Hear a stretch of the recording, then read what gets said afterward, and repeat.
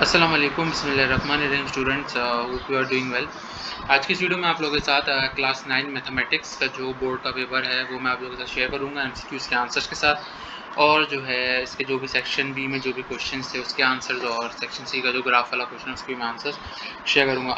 एक बात कहना चाहूँगा कि आप लोगों के स्टूडेंट्स पेपर ख़त्म हो गए तो इंशाल्लाह जब आप लोग 10th क्लास में आएंगे तो मैं अब आप लोग मेरे साथ जैसे आप लोग ये सब्सक्राइबर ही हैं तो मैं 10th में जो है रेगुलर जो मैं वीडियोस इंशाल्लाह पोस्ट करना शुरू करूँगा, जिसमें मैथ फिजिक्स केमिस्ट्री आप लोग मुझे बता सकते हैं कि सर हम अब ये चैप्टर पहले अपलोड करें, तो मैं इंशाल्लाह वही चैप्टर करूँगा। आपका जो भी फीडबैक है वो हाईली मीनिंगफुल होगा मेरे लिए। तो इसके हम लोग जो है एमसीक्यूज़ की तरफ चलते हैं। पहला है irrational number is in this root 5, option C is the correct. The ordinary notation of 2.76 10 की power 6 is option D. Iota power 3 is equal to minus iota. If 4x square minus 36 plus k is a complete square, then the value of k is, तो वो मेरे पास 81 होगी, यानी C is the A is the correct. HCF of y square minus 4 and y minus 2 is y plus 2.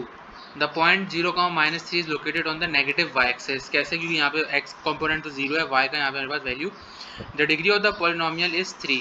अच्छा, अब ये जो question है स्टूडेंट्स, क्वेश्चन नंबर 8। अब ये आपका इक्वेशन दी, इसमें बताने की कौन सी इक्वेशन है। बाजार तो आपको देखने से लग रही है रेडिकल यानी रूट वाली इक्वेशन है, लेकिन जब आप इसको सिंप्लीफाई करेंगे तो ये रेडिकल इक्वेशन नहीं रहेगी, ये लीनियर इक्वेशन हो जाएगी। कैसे? सबसे पहले मैं अगर इस 2 को उधर ले जाऊँ तो वो बन जाएगा 4। सही है। अब जाहिर सी बात है, हमें पता है कि रूट अगर हम लोग इसमें से रिमूव करें तो मेरे पास क्या करेंगे, स्क्वायरिंग करेंगे तो क्या x प्लस 1 का होल स्क्वायर इक्वल्स टू 4 का स्क्वायर, तो मेरे पास क्या रह जाएगा x प्लस 1 इक्वल्स टू 16। तो ये मेरे पास, अब आप बताएं कौन सी इक्वेशन है, ये मेरे पास लीनियर इक्वेशन रही है, रेडिकल इक्वेशन रही।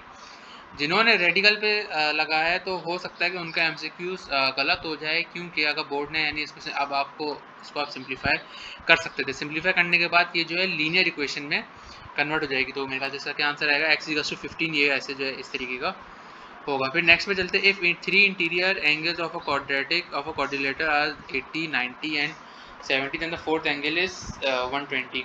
कैसे निकालेंगे? इन सबको सम करेंगे। क्वाड्रिलेटर का जो एंगल के बराबर होता है वो 360 होता है, माइनस करेंगे तो आपके पास जो है 120 आ जाएगा, यानी 240 होगा इनका सम, माइनस करेंगे 360 में तो 120 आपके पास आ जाएगा। इसके जो फैक्टर्स हैं, X square minus 5x plus 2 plus 6, इस जीरो से होंगे x plus 3, x minus 3, x minus 2। ठीक है। If the perpendicular distance between the two straight lines remain constant, then the lines are parallel.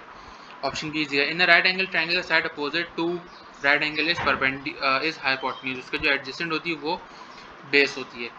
if a is equal to 2 comma 1 and b is equal to 3 comma 4, then the two midpoints of a line segment their midpoint value। midpoint क्या क्या होता है, x1 x2 upon 2 comma y1 plus y2 upon 2 होता है, यानी 5 upon 2 5 upon 2 इसका answer है। और इसका जो क्वेश्चन नंबर 14 है उसमें x प्लस वाई की वैल्यू 6 है, x माइनस वाई की वैल्यू 4 है, आपको x वाई की वैल्यू निकालनी है। वो ये फॉर्मूला से रिजेम्बलेंस बनती है। यहाँ पे आप यानी x प्लस वाई की वैल्यू डालेंगे 6, x माइनस वाई की वैल्यू डालेंगे 4, स्क्वायर करेंगे तो 36 माइनस 16 20, उसको जो है आप 4 से डिवाइड करेंगे तो आपके पास ए बी या एक्स वाई की वैल्यू आ जाएगी, वो होगा 5, यानी ऑप्शन सी।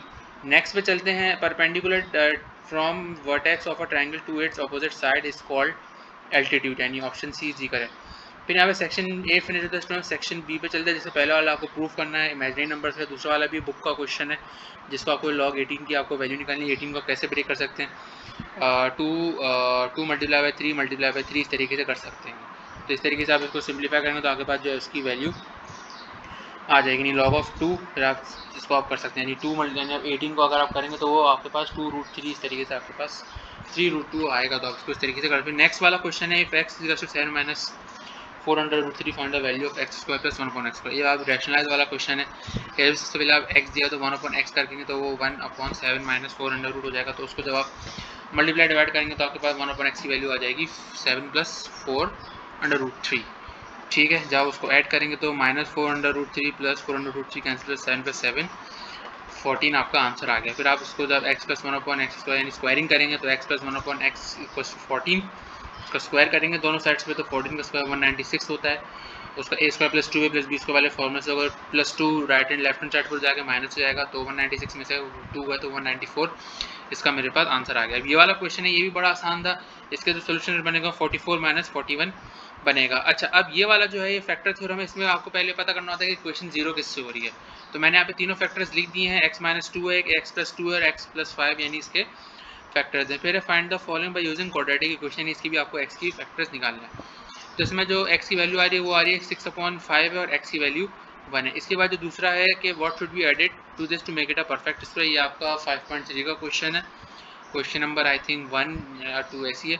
फिर prove that the bisector of angles of the triangle are concurrent parallelogram on a same base lying in between the same parallel lines of the same altitude are equal. Prove that the sum of the length of any two sides of triangle is greater than the length of the third side. Prove it.